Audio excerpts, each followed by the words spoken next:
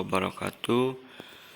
Kami dari kelompok 6 dari angkatan 2016 akan menyampaikan materi mengenai jaringan tumbuhan yang akan disajikan oleh Doni Junaidi, Sofwan Fauzan, Winda Mulyadinata, dan juga Tatan Santana. Jaringan pada tumbuhan dibagi menjadi beberapa, yaitu ada jaringan meristem, kemudian ada jaringan parenkim, jaringan penyokong, jaringan skleroid, dan juga jaringan penutup.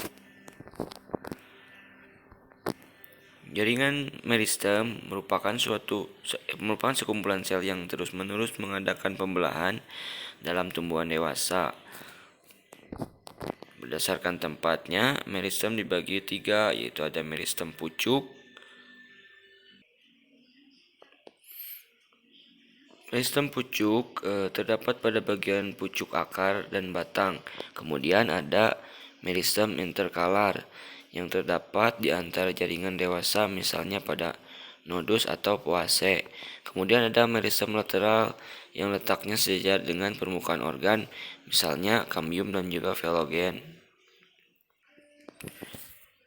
Berdasarkan asal-usulnya, ada meristem primer dan juga meristem sekunder. Meristem primer adalah sel yang berkembang secara langsung dari sel bersifat embrio dan tetap bersifat embrio. Kemudian ada meristem sekunder adalah jaringan yang berkembang dari jaringan dewasa yang masih tetap dapat berdiferensiasi. Kemudian pertumbuhan meristem pucuk mengakibatkan ujung batang dan akar akan bertambah panjang, dan pertumbuhan meristem interkalar mengakibatkan perpanjangan ruas, sedangkan pertumbuhan meristem lateral mengakibatkan akar dan batang akan menebal. Berdasarkan fungsinya, jaringan parenkim dibedakan menjadi 3, yaitu ada kolenkim, ada aerenkim, dan juga penyimpan atau penimbun.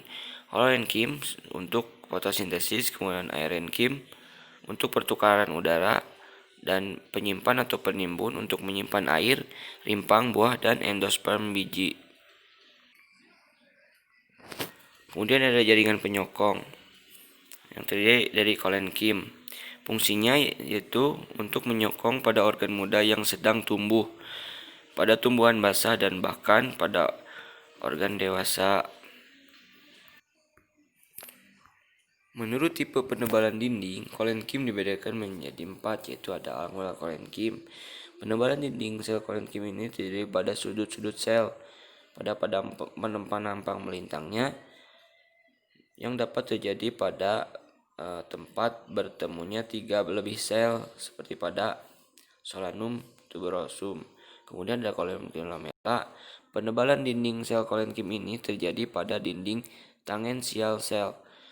Kolenkim lamella terdapat pada korteks batang Sambucus nigra dan tangkai Cochlearis armoracea. Kemudian ada kolenkim lacuna. Penebalan dinding sel terjadi pada dinding yang berbatasan dengan ruang antar sel. Kolenkim lacuna terdapat pada tangkai beberapa jenis Artaceae. Kemudian ada kolenkim cincin. Kolenkim yang lumen selnya pada penampang melintang tampak melingkar. Pengamatan terhadap kolenkim cincin dewasa tanpa adanya penebalan dinding sel secara terus-menerus sehingga lumen sel akan kehilangan bentuk sudutnya. Sklerenkim, serabut komersial yang dibedakan menjadi 2 tipe, yaitu serabut keras dan juga serabut halus.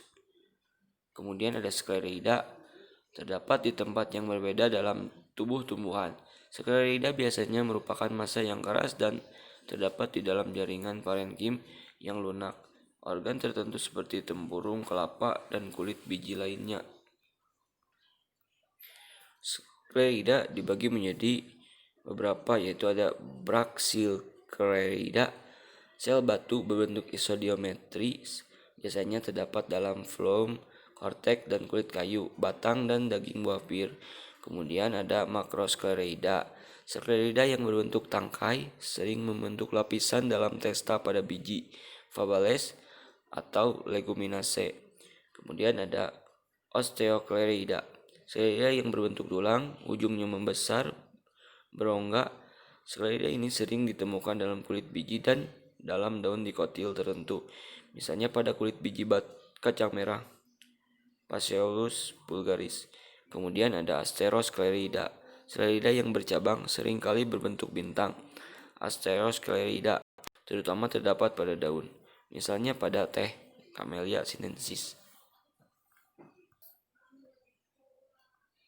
Kemudian ada jaringan penutup. Fungsi dari jaringan penutup yaitu untuk melindungi tumbuhan terhadap pengeluaran air yang berlebih. Kemudian untuk melindungi tumbuhan dari kerusakan mekanis dan menjaga atau mengatur suhu tumbuhan. Jaringan penutup terdiri atas sel epidermis.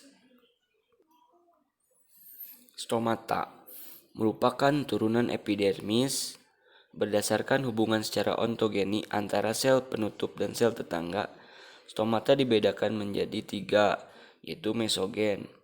Mesogen merupakan sel tetangga mempunyai asal-usul yang sama dengan sel penutup. Kemudian ada perigen, sel tetangga yang berkembang dari sel protoderm yang berdekatan dengan sel induk stomata. Kemudian ada mesoperigen, sel di sekelilingi stomata, yaitu satu atau lebih sel tetangga yang mempunyai asal-usul yang sama dengan sel penutup. Secara morfologi, ada 5 tipe stomata pada dikotil, yaitu tipe anomosit, sel penutup yang dikelilingi sejumlah sel tertentu yang tidak dapat dibedakan bentuk dan ukurannya dari sel epidermis yang lain. Tipe ini biasa terdapat pada ranunculase, cucurbitacea, dan mapacea. Kemudian ada tipe anisosit, sel penutup yang dikelilingi oleh 3 sel tetangga yang tidak sama ukurannya. Tipe ini antara lain terdapat pada Brassiaceae, Nicotiana, Solanum, dan Sedum. Kemudian ada tipe parasit. Setiap sel penutup diiringi sebuah sel tetangga atau lebih dengan sumbu panjang. Sel tetangga itu sejajar sumbu sel penutup serta celah. Tipe ini umumnya terdapat pada Rubiaceae, Magnoliaceae, kebanyakan spesies dari Convolvulaceae dan Mimosaceae. Kemudian ada tipe parasit. Setiap stomata dikelilingi oleh 2 sel tetangga yang letaknya memotong. Stomata tipe ini antara lain terdapat pada Caryphyllaceae dan Achabataceae. Tipe actinosit merupakan variasi dari tipe diasit. Stomatanya dikelilingi oleh sel tetangga yang teratur menjadi. Tipe ini terdapat pada Camellia sinensis. Turunan epidermis lainnya itu trikoma yang dibedakan menjadi 2, yaitu trikoma non glandular dibedakan menjadi trikoma sederhana, sisik, bentuk bintang, dan rambut kasar. Kemudian ada trikoma glandular mengekskresikan garam madu, terpena, dan polisakarida. Kemudian ada jaringan pengangkut, merupakan jaringan yang terdiri dari xilem dan juga phloem. Xilem untuk mengangkut air dan garam mineral, dan phloem untuk mengangkut hasil fotosintesis. Xilem terdiri atas trakeida dan trakea. Pembuluh atau trakea terbentuk dari sejumlah sel pembuluh yang bersambungan atau dengan yang lain melalui dinding ujungnya, yang diakhiri oleh satu sel pembuluh yang dinding ujung proksimalnya berlubang, sedangkan pada dinding distalnya tidak.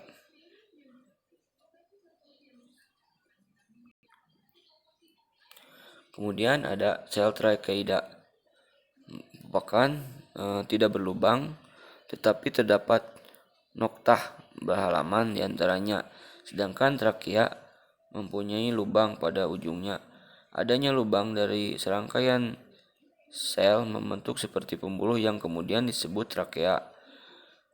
Air mengalir dari trakeida ke trakeida dalam pembuluh melalui noktah. Floem tersusun atas sel pengiring. Ada juga sel tapisan dan parenkim. Sel tapisan dan sel pengiring berasal dari sel meristem yang sama. Ukuran sel pengiring beragam. Sel pengiring berkembang pada berbagai sisi floem atau membentuk deretan membujur pada satu sisi saja. Berkas pengangkut dibagi menjadi beberapa tipe atas dasar letak xilem dan floem atau sebaliknya, serta pada ada tidaknya kambium. Dibagi menjadi 4. Yang pertama adalah kolateral atau terbuka tertutup. Floem dan xilem letaknya berdampingan, umumnya floem di sebelah luar xilem. Kemudian ada bikolateral. Pada dasarnya serupa kolateral, xilem dan floem berdampingan, tetapi di sisi dalam xilem terdapat lagi floem. Jadi urutannya floem dalam xilem, kambium, dan floem luar. Kemudian ada konsentris atau amfikibral dan amfifasal. Xilem mengelilingi atau membungkus floem amfifasal atau sebaliknya amfikibral. Kemudian ada radial. Xilem dan floem tidak membentuk berkas yang sesungguhnya karena meskipun xilem dan floem berdampingan tetapi berada pada jari-jari tumbuhan yang berbeda. Dipisahkan oleh jaringan dasar hanya terdapat pada akar. Xilem dan floem masih primer.